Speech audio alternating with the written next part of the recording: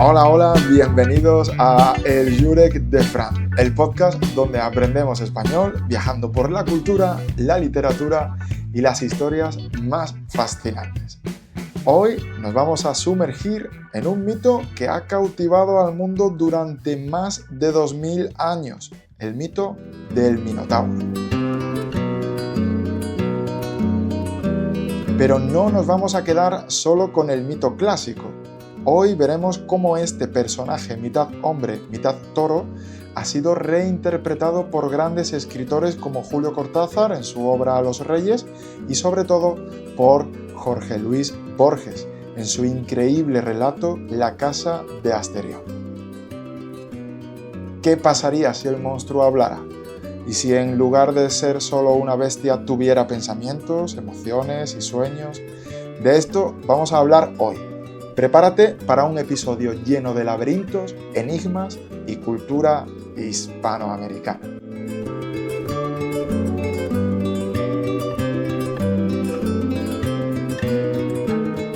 Bien, empecemos por el principio, por el mito griego clásico, por el mito original del Minotauro. Así que Teseo era hijo de Egeo, rey de Atenas, y de Etra. Tiempo atrás, Egeo había matado al hijo del rey Minos de Creta. Como venganza, Minos atacó a Atenas y la ciudad quedó rápidamente devastada por el hambre y las enfermedades. Para poner fin al conflicto, Egeo tuvo que aceptar las duras condiciones que Minos impuso. Cada año, Atenas debía pagar un terrible tributo al rey Minos, enviar 14 jóvenes de las familias nobles, 7 chicos y 7 chicas, que serían entregados al Minotauro, una criatura mitad hombre y mitad toro que vivía en el laberinto de Creta.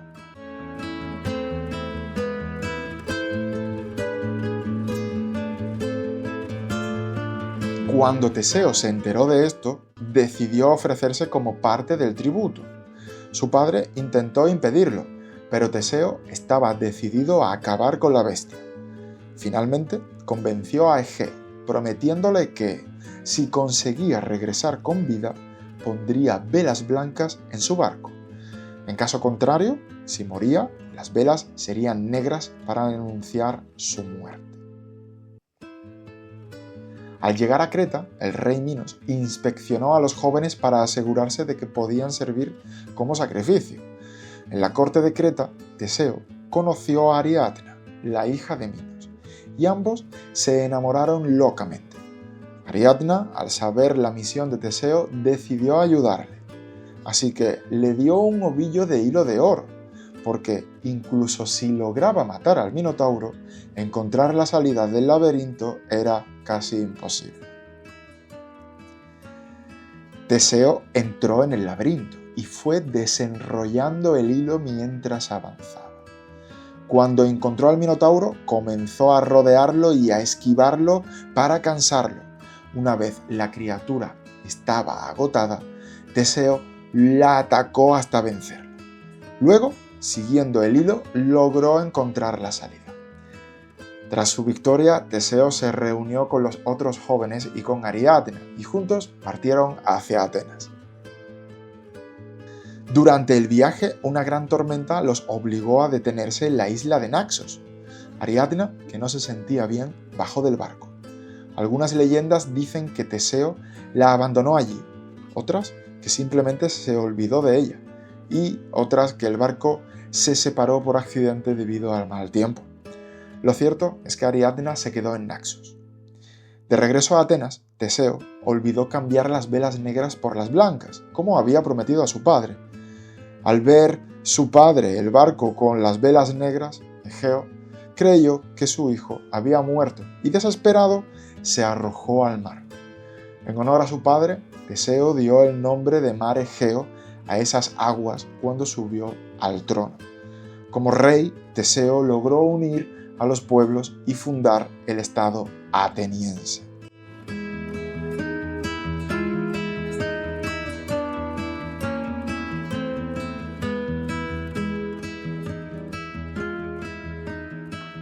Esta es la historia clásica, es una mezcla de aventura tragedia y amor imposible y ha inspirado a artistas durante siglos.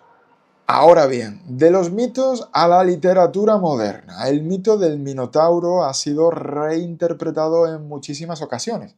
Por ejemplo, Julio Cortázar, en su obra Los Reyes, nos muestra un Minos más humano y una Ariadna que sufre por el destino de su hermano Asterión, el Minotauro. Cortázar transforma el mito en un diálogo sobre el poder, la compasión y la traición. Pero quizás la versión más poética y sorprendente es la de Jorge Luis Borges, en su cuento La casa de Asterión. Aquí, el monstruo no es una bestia salvaje, sino un ser solitario que cuenta su propia historia. Borges juega con el lector presentando un monólogo lleno de reflexiones y pequeños detalles que no entendemos del todo hasta la última línea del cuento. Y es este el cuento que vamos a leer a continuación.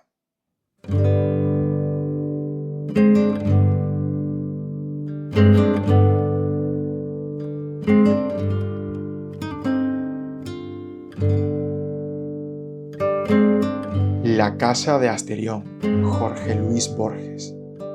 Y la reina dio a luz a un hijo que se llamó Asterión. Sé que me acusan de soberbia y tal vez de misantropía, y tal vez de locura. Tales acusaciones, que yo castigaré a su debido tiempo, son irrisorias.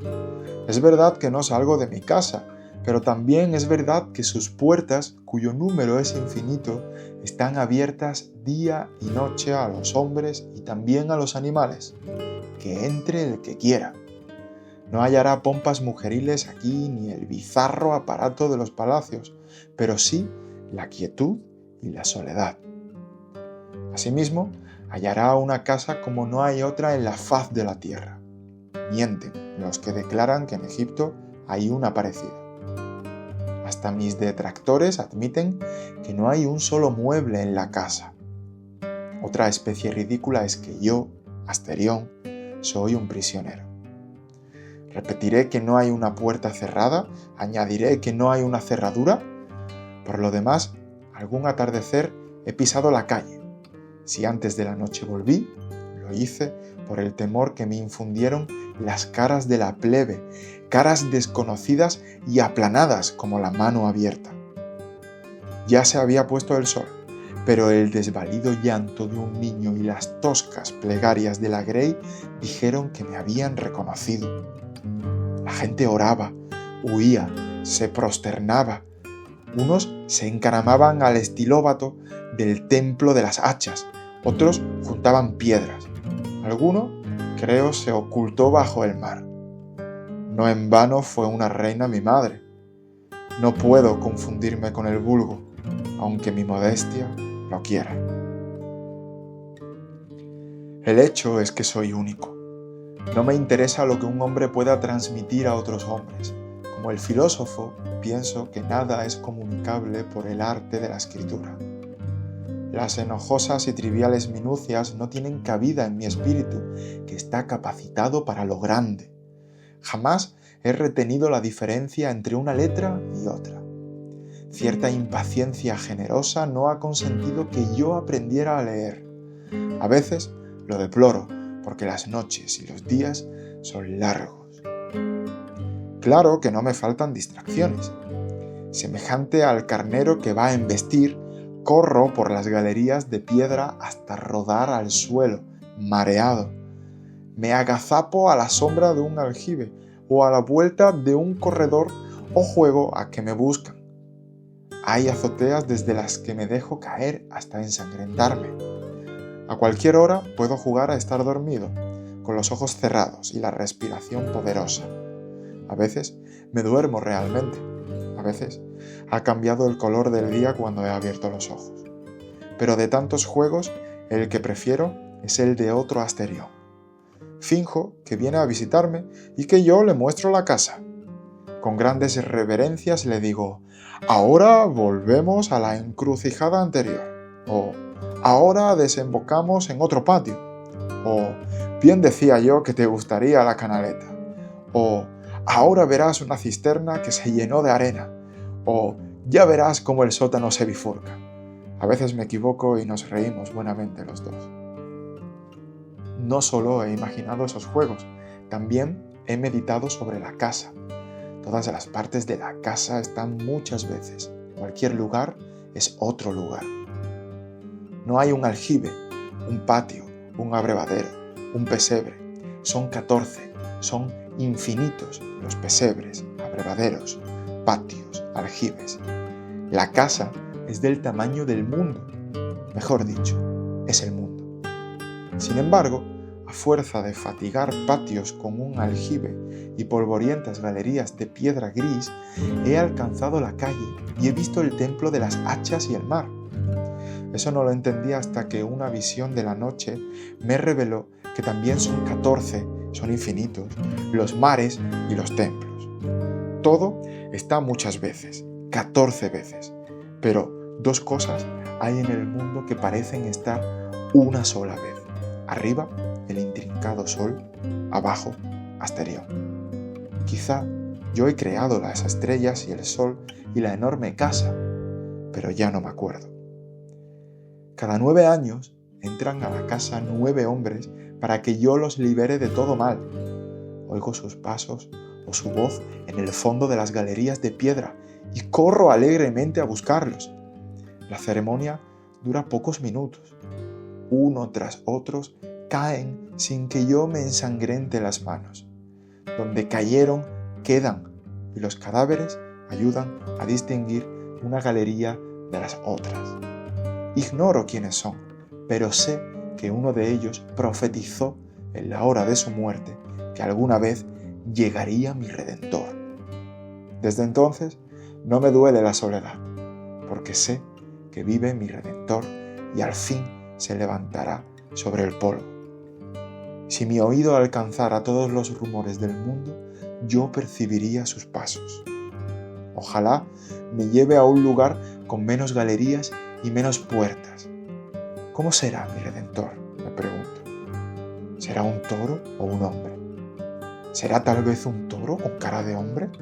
¿O será como yo? El sol de la mañana reverberó en la espada de bronce. Ya no quedaba ni un vestigio de sangre. ¿Lo creerás, Ariadna?, dijo Teseo. El Minotauro apenas se defendió. Fin.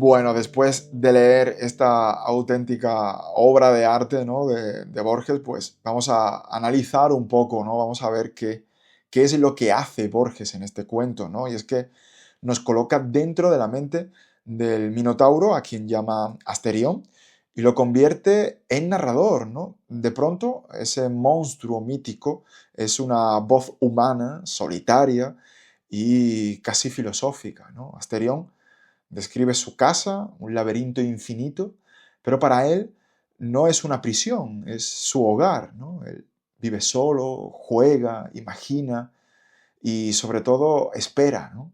Espera a alguien que vendrá a liberarlo y ese alguien, por supuesto, pues es Teseo, ¿no? Lo fascinante es que el cuento está escrito como si fuera una confesión. No entendemos de qué habla el Minotauro hasta el final, ¿no?, cuando Borges nos revela la identidad del narrador con una línea sorprendente, ¿no? Esa trampa literaria es la magia de Borges, ¿no? ¿Y qué nos dice esta versión del mito?, ¿no? Que incluso el monstruo más temido, ¿no?, puede tener emociones, sentir soledad y anhelar el final de sus sufrimientos, ¿no? Borges, podemos decir que humaniza al Minotauro, ¿no? Y es que este mito, ¿no?, del Minotauro, pues no solo vive en la literatura, ¿no? El pintor Pablo Picasso, malagueño, pues él lo convirtió en una figura central de su obra. Para Picasso, el Minotauro era como un alter ego, una mezcla, podemos decir, de fuerza, de deseo y de contradicción, y muchas de sus pinturas muestran al Minotauro como un ser salvaje, pero también sensible y humano, ¿no? Incluso el cine se ha inspirado en esta historia y el mito ha aparecido en películas, en series, esculturas, y haciendo referencia un poco de estas de esculturas, no sé si sabías que en Jerez de la Frontera, en mi ciudad, hay una cultura enorme del Minotauro orientada hacia Creta, ¿no? Es uno de los símbolos de la ciudad y que te recomiendo que si tienes la suerte de visitar Jerez, pues pases a verlo, ¿no? Y bueno, también pues me gustaría pues dejar algunas preguntas, ¿no? Después de conocer este mito clásico y la versión de Borges, pues me gustaría dejar algunas preguntas a modo de reflexión, ¿no? En el sentido de quién es realmente el monstruo, ¿no? En estas historias, ¿no? ¿Es el Minotauro un villano, como conocíamos, ¿no? En ese mito griego, ¿no? El mito original, o es una víctima de su destino, ¿no? Como nos plantea un poco Borges, ¿no? ¿Crees que todos tenemos un laberinto en el que nos sentimos atrapados alguna vez? No sé si me encantaría leer vuestras reflexiones a estas preguntas, ¿no? Y te invito, por supuesto, a escribirme ya sea en los comentarios de este podcast o a través de las redes sociales. Ya sabéis, ¿no? Que el Jurek de Fran pues lo puedes encontrar en todas las plataformas, ¿no? En Facebook es la que está más activa, en Instagram, por supuesto, también. Pero también, por supuesto, en la página web eljurekdefran.com, ¿de acuerdo? Y con esto, básicamente terminamos el episodio de hoy de El Jurek de Fran. Hemos viajado desde el mito del Minotauro hasta la mente de Asterión de la mano de Borges. Y de verdad que si te ha gustado este capítulo, compártelo con tus amigos, suscríbete, deja un comentario, deja un like y nos escuchamos muy pronto con más historias y más español en El Jurek de Fran. Muchas gracias por estar aquí una vez más y hasta la próxima.